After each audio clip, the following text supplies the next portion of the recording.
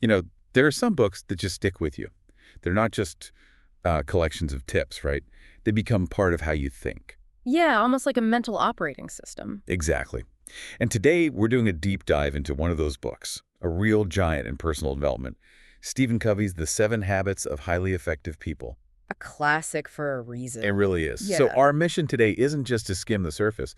We want to unpack its core ideas, understand that inside-out approach he talks about. Which was pretty revolutionary at the time. Definitely. And figure out why it still feels so relevant, decades later. This isn't about quick fixes. It's a whole framework. Well, and Covey kind of starts by challenging what most people thought effectiveness was. He talked about the personality ethic. Okay, what did he mean by that? It was all about the surface stuff, Yeah, public image, communication skills, positive thinking, yeah. things that were big in self-help back then. Or at the quick wins. Exactly.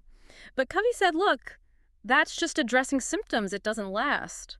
He argued for the character ethic instead. So deeper principles. Foundational principles, things like integrity, humility, courage, fairness, patience. His whole point was that real change has to come from the inside out, Meaning. meaning changing how you see the world. Your paradigm is not just tweaking your behavior.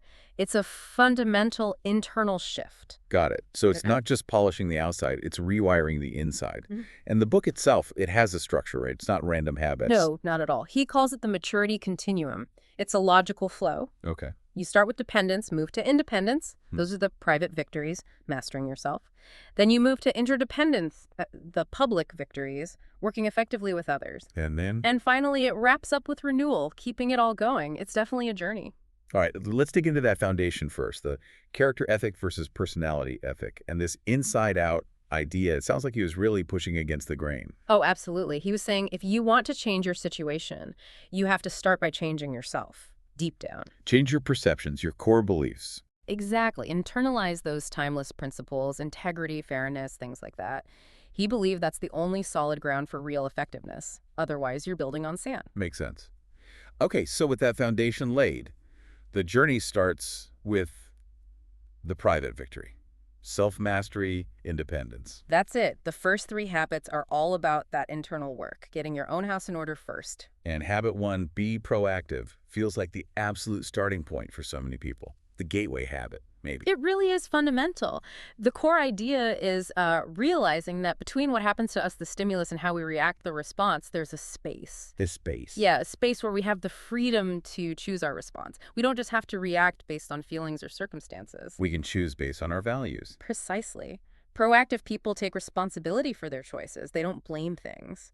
Reactive people, on the other hand, feel like victims of circumstance. And this isn't just about big life events, is it? It's the small stuff, too. Oh, absolutely. The traffic jam, the difficult email, the criticism, every single one is a tiny chance to practice being proactive or reactive. And those choices add up. They really do. Which leads to his idea of the circle of concern versus the circle of influence. Okay, explain that. Your circle of concern is all the things you worry about but can't really control: the economy, politics, what other people think. Right.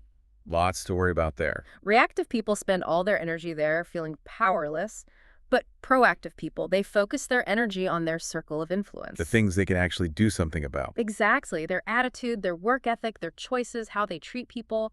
And here's the kicker. Covey says when you consistently work within your circle of influence, It gets bigger.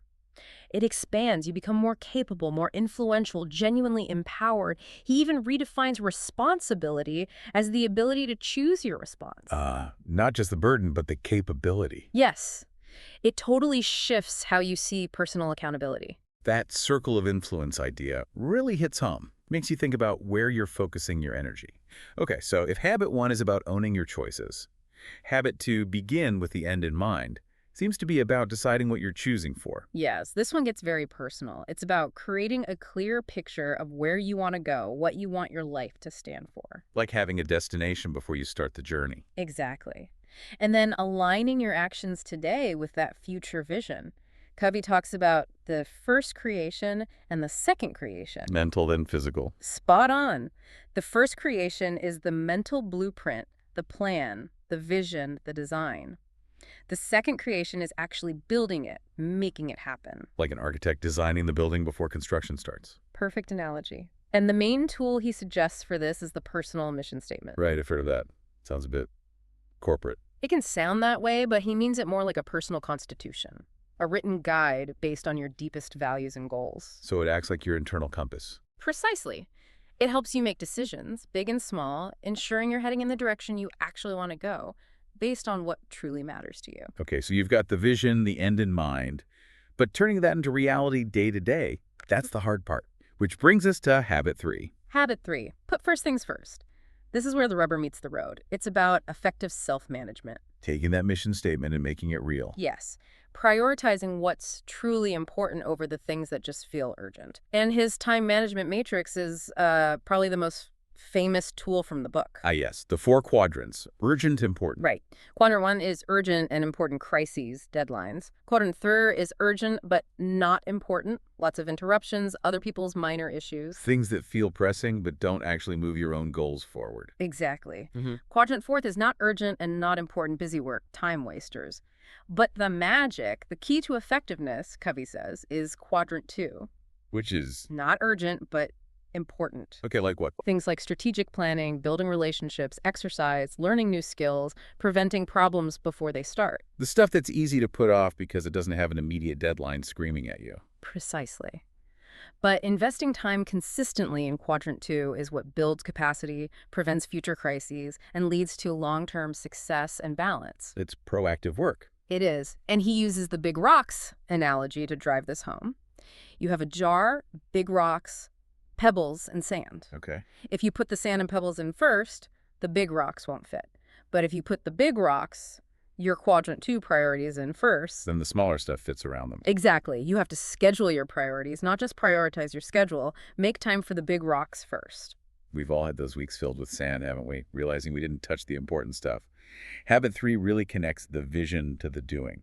So habits 1, 2, and 3 are the private victory, mastering yourself, getting independent. But Covey says that's just the foundation for the public victory, right? Interdependence. Absolutely critical point. You can't have effective relationships or teamwork interdependence without first being effective yourself independent. The next 3 habits build on that foundation. Okay, let's move to the public victory. Starting with habit 4. Think win-win. That sounds nice, Yeah. but maybe a bit naive in the real world. It can seem that way, but Covey argues it's the only truly sustainable approach in the long run.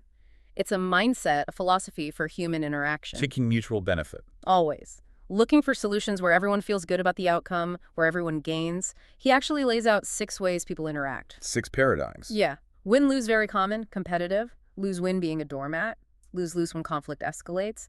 Win just focused on yourself. And then the better ones, win-win. The ideal. The ideal. And also win-win or no deal. Meaning. Meaning, if we can't find a solution that works well for both of us, we agree not to make a deal right now. It preserves the relationship. Yeah. Better than forcing a bad compromise. That's a strong position. So it's not just compromise. It's finding a genuinely better third alternative. Exactly. And this ties into his idea of the abundance mentality versus the scarcity mentality. Okay, abundance versus scarcity. Scarcity thinking assumes there's only so much pie to go around. If you get a bigger piece, I get less. It breeds competition. Right, zero-sum game. But the abundance mentality believes there's plenty for everyone. Success isn't finite. This fosters cooperation, creativity, sharing. It's essential for building trust. That mindset shift seems crucial for win-win. And that naturally leads into habit 5, doesn't it? Seek first to understand, then to be understood. People rave about this one. It's often called the most transformative habit for communication. And it sounds so simple, but wow, is it hard to practice consistently? Because we're usually so busy thinking about our reply. Exactly. We listen with the intent to reply, not to understand. Covey pushes for empathetic listening. What does that mean, really? Beyond just nodding along. It means listening with your ears, your eyes, and your heart. Trying to see the world the way the other person sees it. Understanding their feelings, their meaning, their perspective, even if you don't agree with it. So, not jumping in with advice or judgment. Right. He warns against what he calls autobiographical responses, when we immediately filter what someone says through our own experience. Like probing with our questions, evaluating their situation, advising based on what we would do, or interpreting their motives. We make it about us. We do. And he uses the emotional bank account analogy here. Ah, I like that one. Deposits and withdrawals. Yep. Every time you genuinely listen, show respect, keep a promise, you make a deposit, building trust. Every time you interrupt, dismiss, betray confidence, you make a withdrawal. And empathetic listening is a huge deposit. Massive deposit. It's the key to unlocking real communication and influence. Okay, so you've established win-win thinking. You're mastering empathetic listening. The payoff seems to be habit 6. Synergize. Synergy. This is where it all comes together in the public sphere. The core idea is that the whole is greater than the sum of its parts. 1 + 1 = 3. Or more. Kind of, yeah. It's about creative cooperation, but the key is valuing differences. Not just tolerating them, but valuing them. Exactly. Seeing different perspectives, skills, backgrounds, not as problems, but as opportunities. When you combine those diverse strengths with trust and open communication. Build on habits 4 and 5. Precisely. You can create solutions and achieve results that nobody could have reached alone. It's about collaborative creativity leading to breakthroughs. So that covers the journey. Private victory, public victory. But it's not set it and forget it, is it? There's one more. Correct. This isn't a checklist you complete once. It's a lifelong process. Which brings us to part 3, renewal. And the final habit, habit 7, sharpen the saw. This one is about preserving and enhancing your greatest asset, you. It's about regular self-renewal. How does he break that down? Into 4 key dimensions. First, the physical. Exercise, nutrition, stress management, taking care of your body. Makes sense. Second, the mental. Reading, learning, planning, writing, keeping your mind sharp and expanding. Okay. Third, the spiritual. Connecting with your core values, maybe through meditation, nature, art, music, whatever clarifies your purpose and gives peace. Personal connection. And fourth, the social emotional. Investing in your relationships, practicing empathy, contributing to others. Basically, living habits 4, 5, and 6 consistently. It's really holistic, Yeah. covering all the bases of being human. It is. And Covey emphasizes balance. You can't just focus on, say, the mental and neglect the physical or social emotional without eventually hitting a wall. Burnout. Exactly. Sharpening in the saw prevents burnout and ensures you can keep practicing the other 6 habits effectively. He calls it the upward spiral. How so? You learn something mental, you commit to applying it spiritual, and you do it. Physical, social, emotional. Each cycle reinforces the habits and moves you to a higher level of effectiveness. Continuous improvement. Looking back at the whole framework, you really see why it's had such staying power. That principle-centered core, the logical flow from independence to interdependence, the practical tools. It's incredibly empowering. And, some criticisms are often mentioned like it's repetitive or idealistic or maybe a bit dense. Yeah, you hear those sometimes? But I think, as Covey might argue, the repetition is intentional. It helps embed the ideas.